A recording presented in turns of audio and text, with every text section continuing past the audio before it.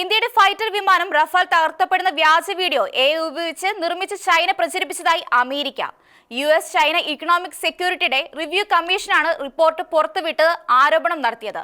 India Pak ഭീകര കേന്ദ്രങ്ങൾ തകർന്നു തുടങ്ങിയപ്പോൾ തന്നെ ചൈന തെറ്റായ പ്രചാരണം തുടങ്ങിയെന്നും ചൈനയുടെ ആയുധങ്ങൾ പ്രചരിപ്പിക്കുന്നതിന്റെ ഭാഗമായിട്ട് കൂടിയാണ് നീക്കമെന്നും റിപ്പോർട്ടിൽ പറയുന്നു. ഇന്ത്യയുടെ ഓപ്പറേഷൻ സിന്ദൂർ വിജയിച്ചതോടെ ചൈന തങ്ങളുടെ ഫൈറ്റർ വിമാനങ്ങളുടെ മഹത്വം വിളമ്പാനായി റഫാൽ തകർന്നതിന്റെ വ്യാജ വീഡിയോകൾ നിർമ്മിച്ച് നിരന്തരമായി ഒരു വ്യാജ പ്രചാരണ പരമ്പര തന്നെ സൃഷ്ടിച്ചുവെന്നാണ് US ചൈന ഇക്കണോമിക് സെക്യൂരിറ്റിയുടെ റിപ്പോർട്ടിൽ പറയുന്നത്. അതിർത്തിയിൽ ഇന്ത്യ പാക് ഭീകരകേന്ദ്രങ്ങൾ തകർത്തു തുടങ്ങിയപ്പോൾ തന്നെ ചൈന തെറ്റായ പ്രചാരണം തുടങ്ങിയെന്നും റിപ്പോർട്ടിൽ പറയുന്നു. വ്യാജ സോഷ്യൽ മീഡിയ ഉപയോഗിച്ചും ടിക്ടോക്കിലൂടെയും ഇവർ പ്രചാരണം നടത്തി. ചൈനയുടെ ആയുധങ്ങൾ കൊണ്ടുതന്നെ ചില വിമാനഭാഗങ്ങൾ തകർത്ത് അത് വീഡിയോ എടുത്ത് AI ഉപയോഗിച്ച് ചിത്രീകരിച്ചാണ് പ്രചരിപ്പിക്കുന്നത്. ചൈനയുടെ ആയുധങ്ങൾ പ്രചരിപ്പിക്കുന്നതിന്റെ ഭാഗമായിട്ട് കൂടിയാണ് ഈ നീക്കമെന്നാണ് അമേരിക്ക പറയുന്നത്. റഫാലിന്റെ വിശ്വാസ്യത ലോകത്ത് തകർക്കുക എന്നതും ചൈനയുടെ ലക്ഷ്യമാണ്.